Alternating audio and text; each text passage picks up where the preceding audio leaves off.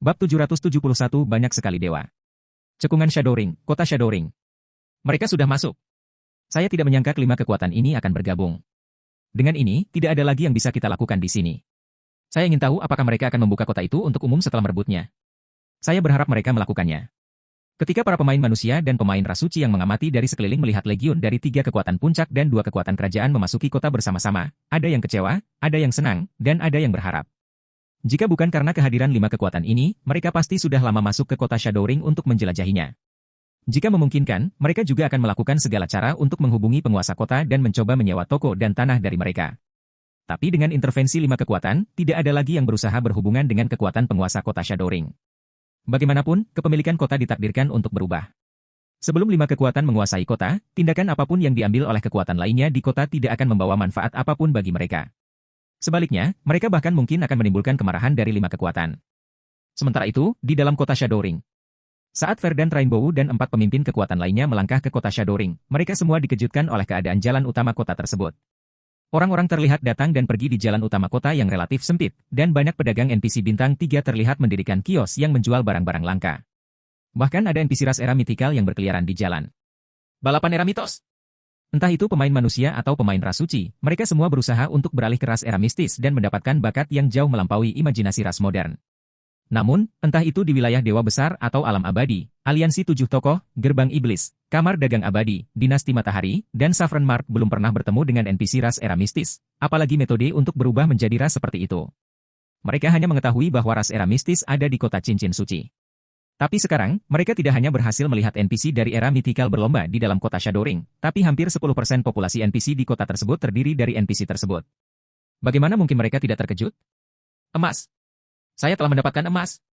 Mata Charles Splendor bersinar saat dia melihat ke arah NPC yang berjalan di jalan. Meskipun konversi ke ras era mitikal masih belum terlihat oleh pemain saat ini, lain ceritanya jika merekrut NPC ras era mitikal sebagai pengawal pribadi. Selama NPC terlihat di dalam kota, pemain dapat merekrut mereka sebagai personal guard. Jika dia bisa merekrut NPC dengan potensi pertumbuhan tinggi dan berasal dari ras era mitikal, itu pasti akan membantu membuka jalan mulus untuk masa depannya. Akan lebih baik lagi jika dia bisa membentuk legiun NPC seperti itu. Dengan legiun di bawah komandonya, tidak ada yang bisa menghalangi jalannya. Lagi pula, batas kekuatan ras era mistis tidak diragukan lagi lebih tinggi dibandingkan ras modern.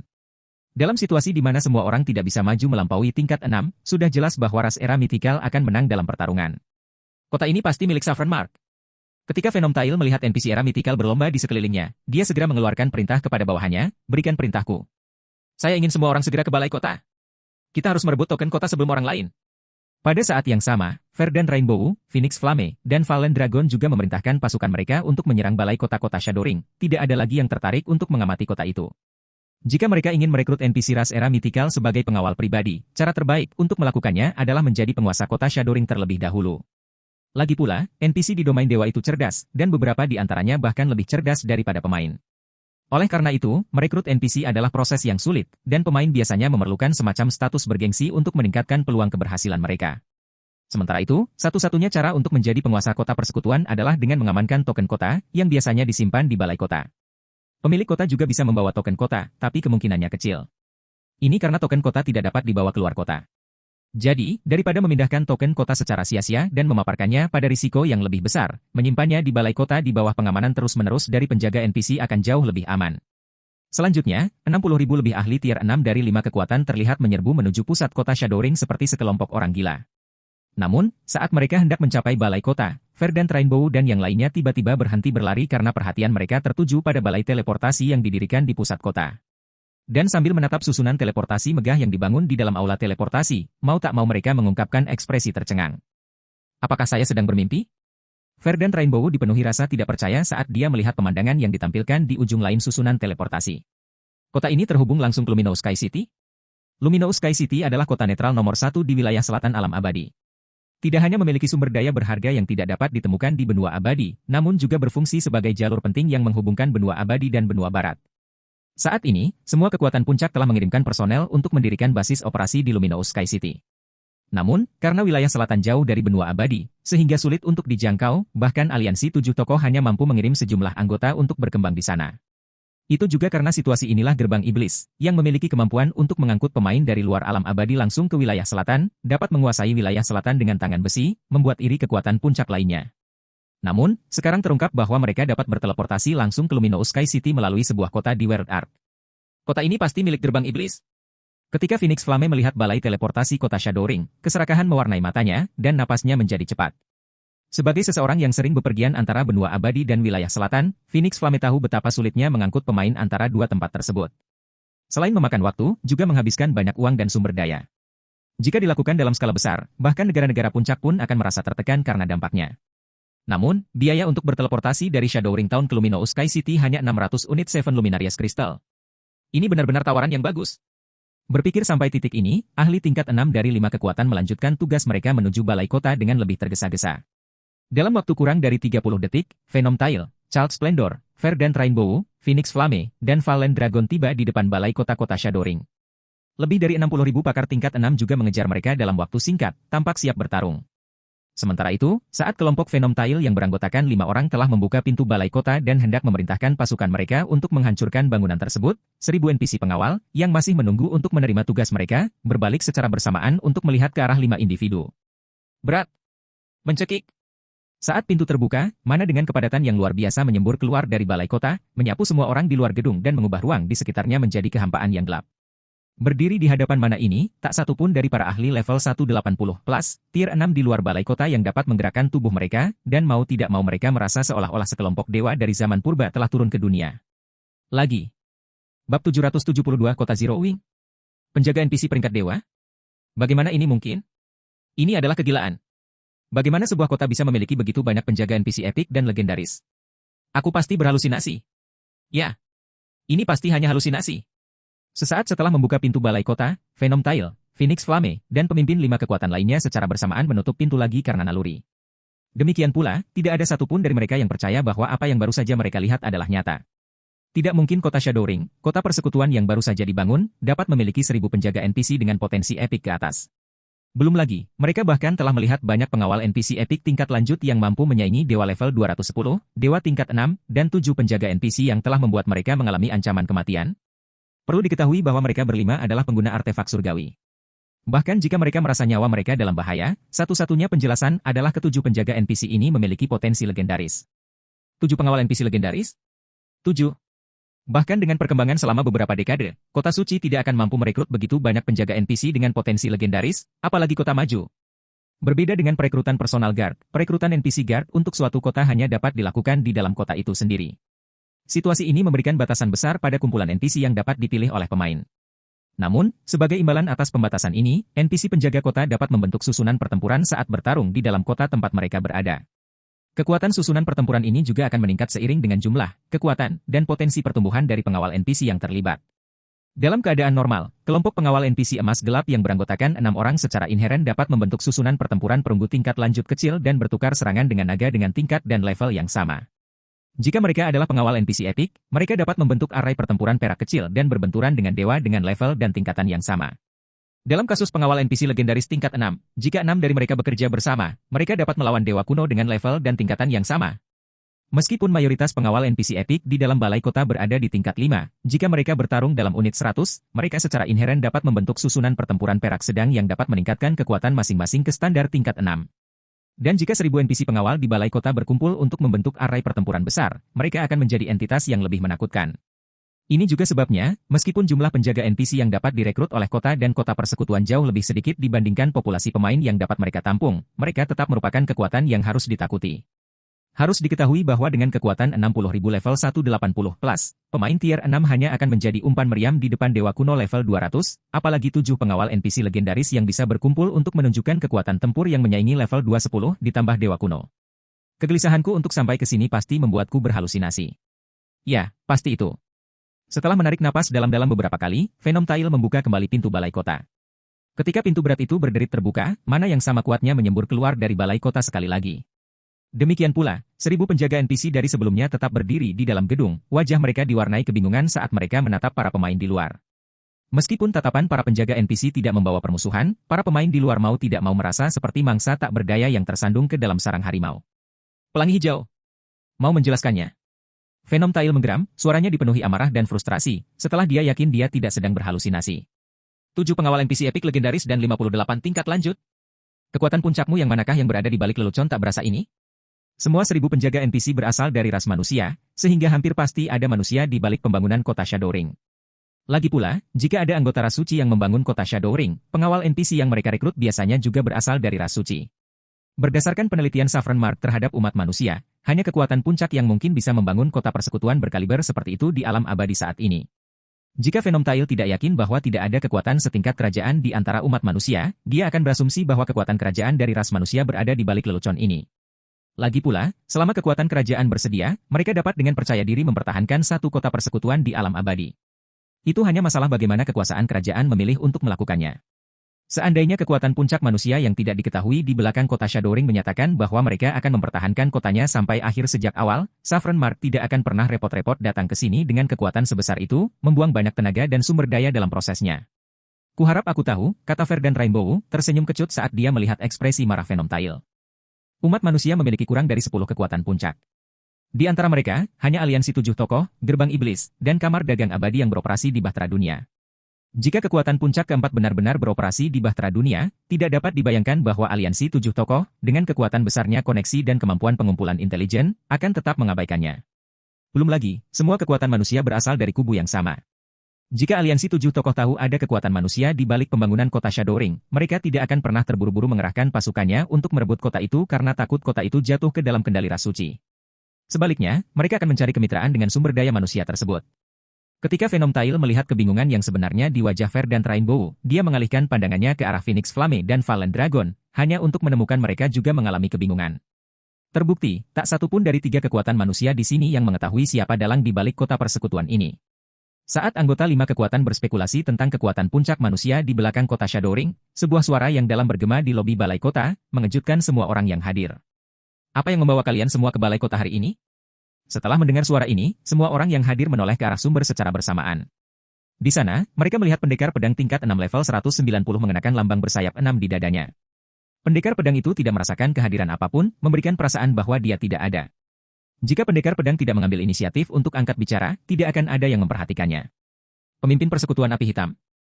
Verdant Rainbow langsung tercengang saat melihat wajah pendekar pedang itu. Perlu diketahui bahwa bahkan aliansi 7 tokoh pun tidak dapat mengumpulkan 7 legendaris, 58 epik tingkat lanjut, dan lebih dari 900 pengawal NPC epik di alam abadi saat ini. Keadaan kota Shadowring bahkan membuatnya mencurigai kekuatan puncak yang tidak diketahui, atau bahkan mungkin kekuatan kerajaan, mungkin bersembunyi di antara umat manusia.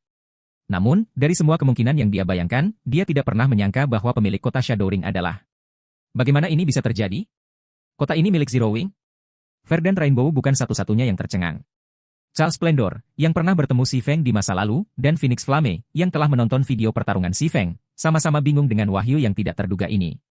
Bab 773 Tak Kenal Takut. Api Hitam. Apakah kamu pemimpin persekutuan Zero Wing Black Flame? Ketika Venom Tail dan Fallen Dragon mendengar kata-kata Charles Splendor dan Verdant Rainbow, mereka bereaksi dengan skeptis, dan mau tak mau mereka merasa seolah keduanya sedang mempermainkan mereka. Mengesampingkan bagaimana guild pemula seperti Zero Wing dapat membangun kota guild di area inti World Arc, bagaimana mereka bisa percaya bahwa Zero Wing dapat merekrut 1000 NPC penjaga potensi epik ke atas? Bahkan kekuatan puncak rata-rata pun hampir mustahil mencapai prestasi seperti itu. Itu benar. Saya Black Flame, kata Si Feng, menganggap kebutuhan Venom Tail dan Fallen Dragon untuk memverifikasi identitasnya sedikit menjengkelkan. Jika yang ingin Anda lakukan di sini hanyalah bermain-main, silakan cari orang lain untuk menghibur Anda. Segera setelah Si Feng selesai berbicara, 1000 penjaga NPC di belakangnya maju ke Venom Tail dan yang lainnya secara bersamaan. Mereka rupanya mendapat petunjuk bahwa Si Feng ingin mengusir tamu tak diundang ini. 1000 penjaga NPC mengeluarkan perasaan 1000 dewa saat mereka maju ke kelompok Venom Tail. Kehadiran mereka yang mengintimidasi menyebabkan ahli 5 kekuatan mundur tanpa sadar. Pada pandangan pertama, 60.000 lebih ahli tingkat 6 dari 5 kekuatan mungkin tampak menakutkan. Namun, nasib mereka tidak akan berbeda dengan semut di hadapan manusia jika mereka mencoba melawan 1000 penjaga NPC level 210 lebih ini. Mereka akan menjadi sangat rapuh di depan 7 pengawal NPC legendaris. Jika ketujuh pengawal NPC legendaris ini bertarung sebagai sebuah kelompok di dalam kota Shadowring, mereka akan sekuat dewa kuno dengan level yang sama. Hanya kekuatan surgawi yang mereka pancarkan dapat melumpuhkan sebagian besar pemain tingkat 6. Tunggu sebentar, pemimpin persekutuan api hitam. Ketika Venom Tail melihat penjaga NPC hendak mengambil tindakan, dia buru-buru memanggil Si Feng dan berkata, "Saya Venom Tail, anak suci dari Saffron Mark Guild. Saya datang ke sini hanya dengan niat baik untuk mencari kemitraan dengan Zero Wing." Segera setelah Venom Tail selesai berbicara, Charles Splendor, Verdant Rainbow, Phoenix Flame, dan Fallen Dragon melontarkan pandangan jijik padanya secara bersamaan. Sebelum memasuki kota Shadow Ring, Venom Tail sangat mendukung usulan Child Splendor untuk menargetkan Zero Wing. Faktanya, jika bukan karena persetujuan Venom Tail, Child Splendor tidak akan pernah bisa membuat Verdant Rainbow setuju untuk menghentikan semua dukungan yang diberikan oleh Seven Luminarias Alliance kepada Zero Wing di World Arc. Namun, begitu Venom Tail melihat bahwa merebut kota Shadow Ring tidak mungkin lagi dan bahwa Zero Wing adalah kekuatan penguasa kota tersebut, dia langsung mengubah nada, mengusulkan untuk bekerja sama dengan Zero Wing. Tingkat ketidakberdayanya begitu mencengangkan sehingga bahkan bisa dianggap mengagumkan. Kamu bilang kamu datang dengan niat baik? Si Feng bertanya, tatapannya acuh tak acuh saat dia menyapu hampir 20.000 anggota Saffron Mark di belakang Venom Tail. Dan kamu mendemonstrasikannya dengan mengepung balai kota dengan kekuatan ahli tingkat 6 yang begitu besar. Sebuah kesalahpahaman. Itu semua salah paham. Venom Tail berkata sambil terkekeh. Saffron Mark mungkin membawa banyak anggota ke sini, tapi bukankah 4 kekuatan lain di sini melakukan hal yang sama? Harta karun di domain dewa selalu diberikan kepada mereka yang memiliki kemampuan. Sebagai pemimpin persekutuan, saya yakin Anda mengetahui hal ini, Tuan Api Hitam. Sekarang Zero Wing telah membuktikan dirinya mampu melindungi kota Shadow Ring. Secara alami ia menjadi mitra ideal untuk Saffron Mark. Sambil mengarang alasan, Venom Tail mau tidak mau menyesali keputusannya yang tergesa-gesa untuk mendukung usulan Child Splendor. Kota Shadow Ring mirip dengan Gunung Emas. Baik itu kemampuan untuk merekrut NPC ras era mythical sebagai pengawal pribadi atau kemampuan untuk berteleportasi langsung ke Luminous Sky City, keduanya dapat membawa kekayaan dan manfaat yang sangat besar bagi Saffron Mark. Dalam situasi di mana Saffron Mark tidak memiliki kekuatan untuk merebut kota Shadow Ring, pilihan terbaik berikutnya adalah bermitra dengan Zero Wing. Tapi sekarang, Saffron Mark telah menyinggung Zero Wing. Jika Saffron Mark dilarang secara permanen di kota Shadow Ring karena hal ini, daya saingnya di World Arc pasti akan anjlok. Apa yang kamu katakan itu benar, tapi apakah kamu tidak melupakan sesuatu? Apakah Anda lupa bagaimana Anda memaksa aliansi 7 tokoh untuk berhenti mendukung Zero Wing di Bahtera Dunia? Ketika Child Splendor melihat Venom Tail mengalihkan topik pembicaraan, dia tanpa basa-basi mengungkap warna asli pihak lain. Dinasti Matahari dan Saffron Mark adalah rival. Jika dia mengizinkan Saffron Mark mendapatkan keuntungan dari kota Shadow Ring, dia mungkin juga mengucapkan selamat tinggal pada statusnya sebagai anak suci Dinasti Matahari. Adapun mencari kemitraan dari Zero Wing sendiri? Bahkan tidak sedikit pun Child Splendor menertawakan pemikiran itu. Dia tidak berpikir bahwa si Feng akan bermitra dengan Dinasti Matahari setelah hadiah yang diberikan Dinasti Matahari padanya. Dia juga secara pribadi mengharapkan kematian si Feng, jadi dia tentu saja lebih suka melihat Zero Wing memiliki musuh sebanyak mungkin. Kemegahan, kamu. Venom Tail memelototi Child Splendor. Jika dia dapat menjalin kemitraan dengan Zero Wing dan membeli beberapa toko dan tanah secara permanen, hal itu pasti akan memberinya manfaat yang signifikan dalam Saffron Mark. Namun kini, semuanya hancur.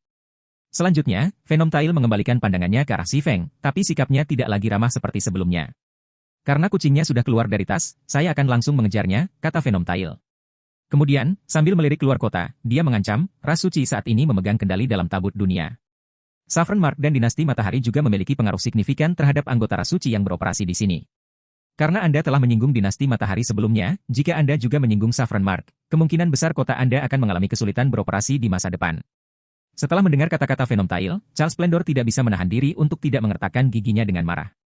Dinasti Matahari dan Saffron Mark memang memiliki pengaruh yang signifikan terhadap berbagai kekuatan dan pemain ras suci yang beroperasi di dalam tabut dunia.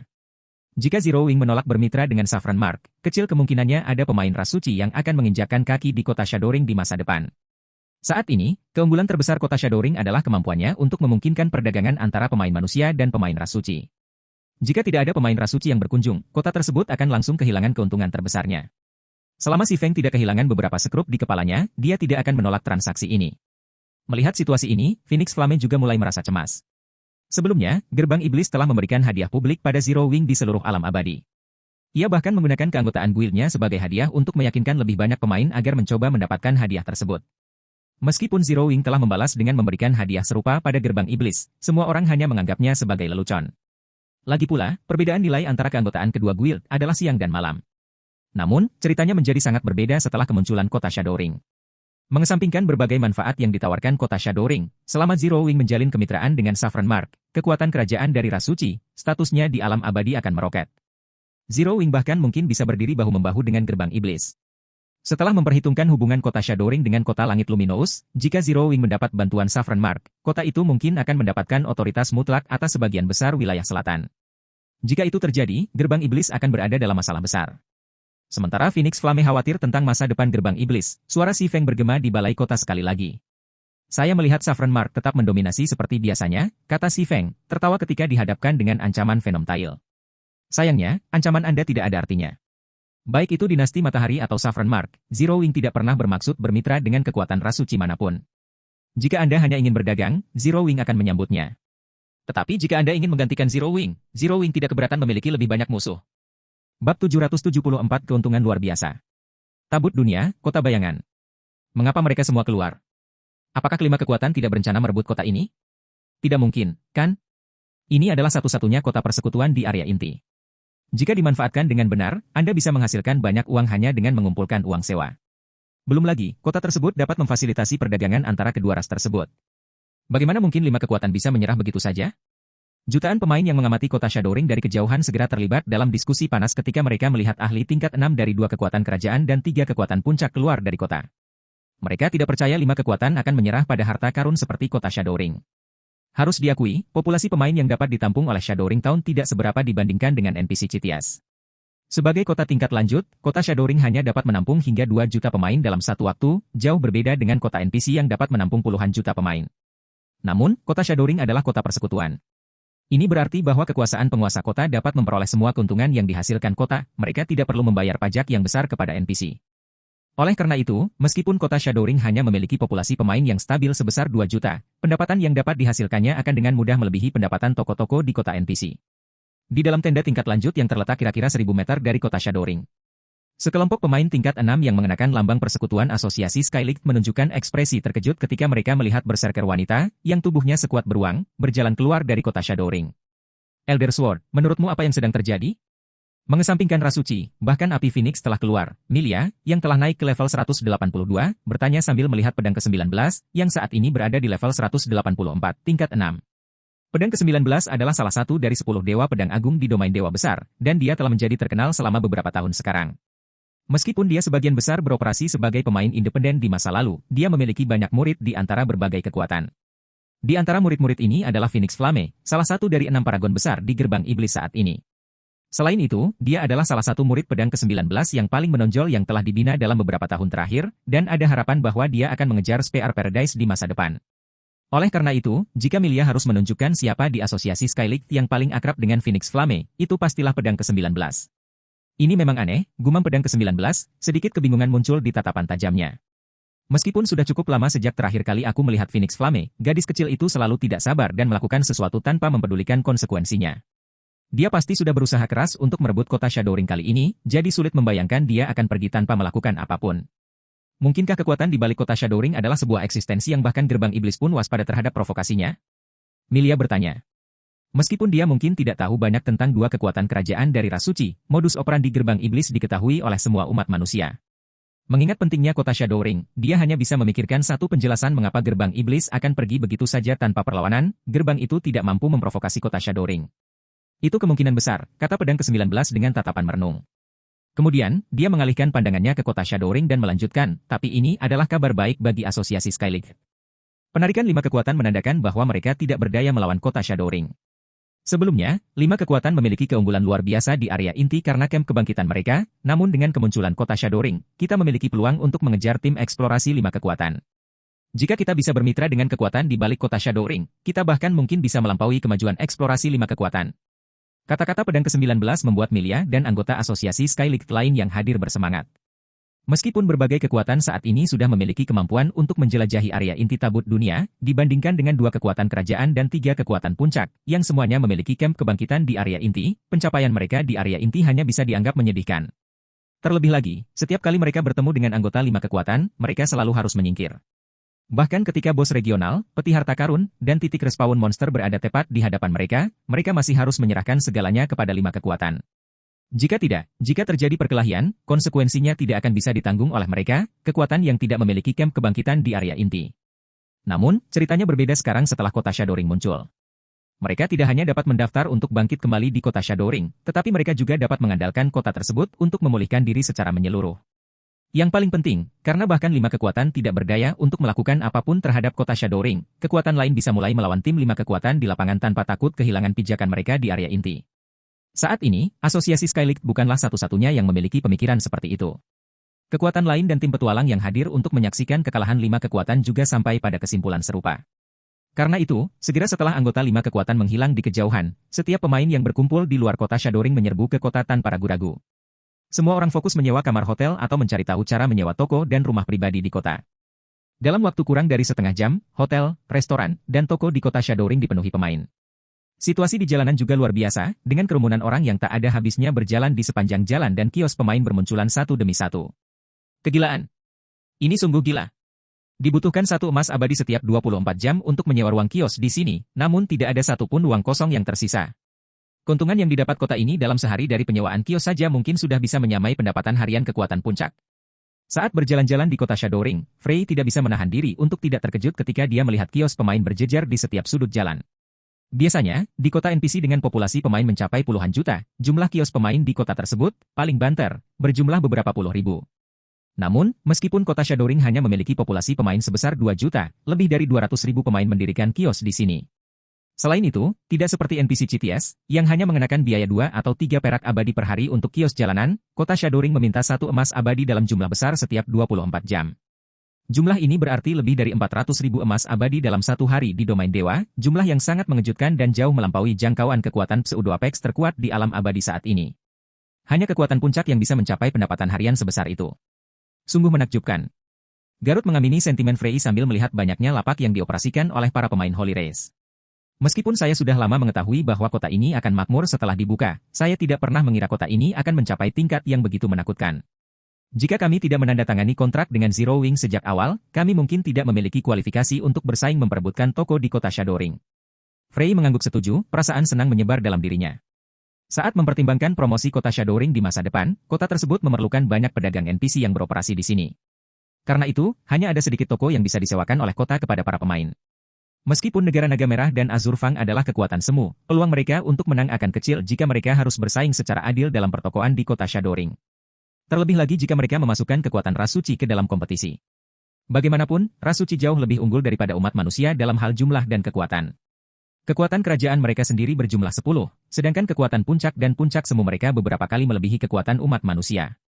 Jika semua kekuatan ini dibiarkan bersaing memperebutkan toko di kota Shadowring, peluang kemenangan bangsa naga merah dan Azur Fang hampir tidak ada.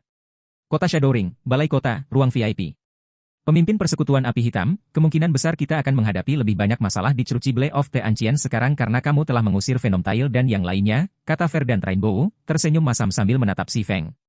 Selain Dinasti Matahari, Saffron Mark, dan Demoness Gate, Si Feng juga secara permanen memasukkan kamar dagang abadi ke dalam daftar hitam karena mencoba merebut kota Shadowring.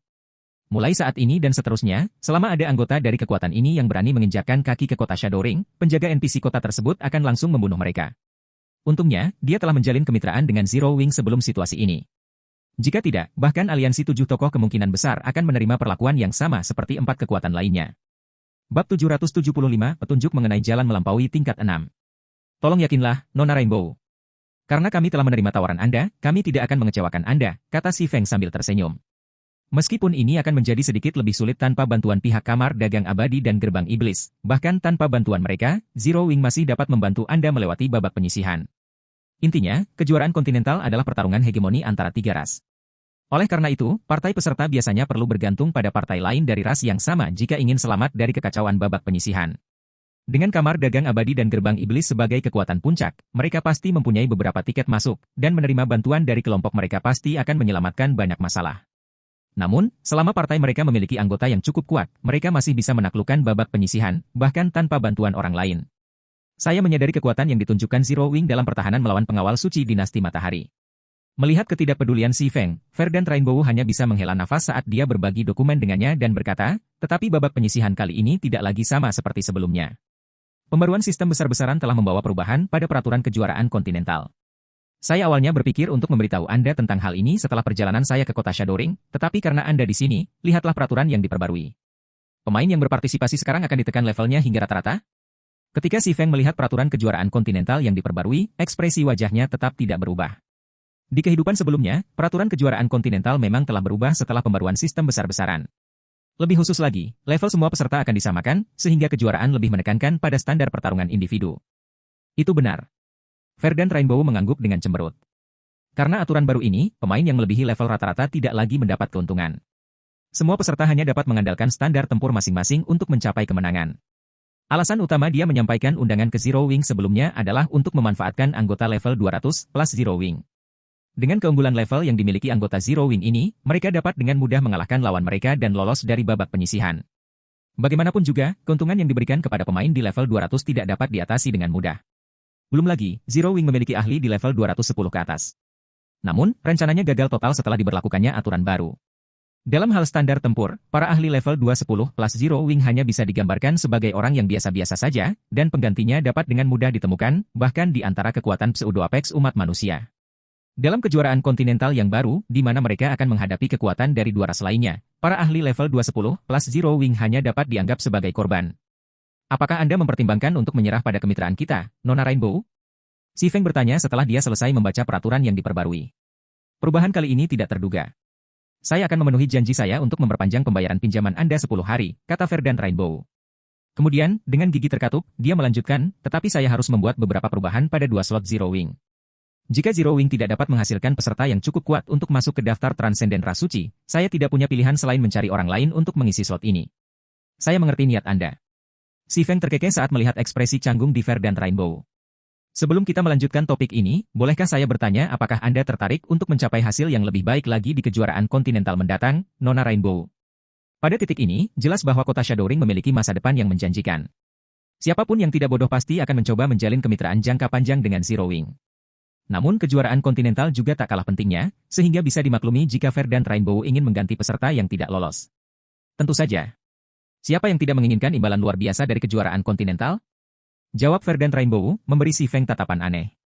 Kejuaraan kontinental saat ini menjadi prioritas utama bagi 3 balapan yang menempati 3 benua di alam abadi. Semua orang ingin meraih hasil bagus di kejuaraan dan meraih pertumbuhan pesat. Namun, tampil baik di kejuaraan lebih mudah diucapkan daripada dilakukan. Kenyataannya, bahkan pihak-pihak yang seluruhnya terdiri dari para ahli dari daftar Transenden Ras Suci pun akan kesulitan mencapai hasil yang baik, apalagi mereka yang hanya berteori cukup kuat untuk masuk ke daftar Transenden. Kalau begitu, biarkan Zero Wing punya 4 slot. Sebagai imbalannya, saya jamin kami akan mengamankan tempat di 4 besar kejuaraan kontinental. Namun, selain menyediakan slot tambahan, Anda harus membayar Zero Wing tambahan 50 juta unit Seven Luminarias Crystal, kata si Feng dengan pasti saat melihat tampilan tertarik pada Verdant Rainbow. Anda dapat menjamin posisi 4 besar. Pelangi hijau mau tak mau menatap si Feng dengan heran. Dia merasa si Feng sedang bercanda dengannya. Setiap kejuaraan kontinental akan diikuti oleh beberapa ratus pihak. Biasanya, partai akan mendapat hadiah besar selama mereka bisa lolos dari babak penyisihan. Sementara itu, mereka yang bisa naik ke 16 besar bisa menerima bimbingan dari makhluk purba di belakang Crucible of the Ancients, sedangkan mereka yang berhasil naik ke 4 besar akan melihat imbalannya berlipat ganda atau lebih. Namun, dari semua kejuaraan kontinental yang diselenggarakan, hasil terbaik yang berhasil diraih umat manusia sejauh ini adalah posisi 16 besar. Pada titik ini, masuk ke posisi 4 besar hanyalah mimpi. Belum lagi, ia bahkan harus membayar 50 juta unit Seven Luminarias Crystal untuk pemeringkatan ini. Itu pada dasarnya adalah setengah artefak surgawi. Kita masih punya waktu sebelum berangkat ke Crucible. Anda dapat menggunakan waktu ini untuk mempertimbangkan tawaran saya dengan baik, Nona Pelangi, kata si Feng dengan sangat tenang. Dalam kehidupan sebelumnya, kejuaraan kontinental tidak hanya berfungsi sebagai tempat pelatihan bagi berbagai talenta kekuatan. Setelah pembaruan sistem besar-besaran, ini juga menjadi harapan bagi banyak pemain tiada tara untuk mencapai peningkatan lebih lanjut. Pasalnya, pihak yang berhasil masuk 4 besar kejuaraan kontinental bisa mendapat bimbingan detail dari makhluk purba di balik Crucible of the Ancients. Ini juga merupakan salah satu dari sedikit petunjuk yang berkaitan dengan jalan melampaui tingkat 6 yang tersedia di alam abadi. Meskipun umat manusia telah menghasilkan banyak ahli yang kuat, tidak ada satu pihak pun yang berhasil masuk 4 besar kejuaraan kontinental. Baru setelah 3 absolut alam abadi bergabung, mereka untungnya berhasil masuk 4 besar 1 kali. Sejak saat itulah berbagai kekuatan umat manusia mengetahui arti sebenarnya dari kejuaraan kontinental. Hanya saja, baik 3 absolut maupun 3 anggota partai lainnya tidak mengungkapkan secara spesifik apa yang mereka pelajari mengenai jalan melampaui tingkat 6. Saat ini, masih belum banyak pakar yang mengikuti kejuaraan kontinental. Meskipun penerapan pembaruan sistem besar-besaran telah menghilangkan kemungkinan memiliki keunggulan level, selama dia memiliki 7 kristal tokoh yang cukup, dia dapat dengan mudah menciptakan keuntungan baru dengan meningkatkan set God Chaser peringkat epik ke peringkat legendaris terfragmentasi dan memberikannya pada Gentle Snow, Fervent Samsara, dan Heavy Abyss. Gentle Snow, Fervent Samsara, dan Heavy Abyss saat ini berada di antara 5 teratas dalam standar tempur di Zero Wing. Jika mereka dilengkapi dengan set pemburu dewa peringkat legendaris yang terfragmentasi, sementara si Feng tidak bisa menjanjikan kelompok mereka akan menjadi juara, dia yakin mereka bisa masuk ke 4 besar kejuaraan kontinental tanpa kesulitan apapun.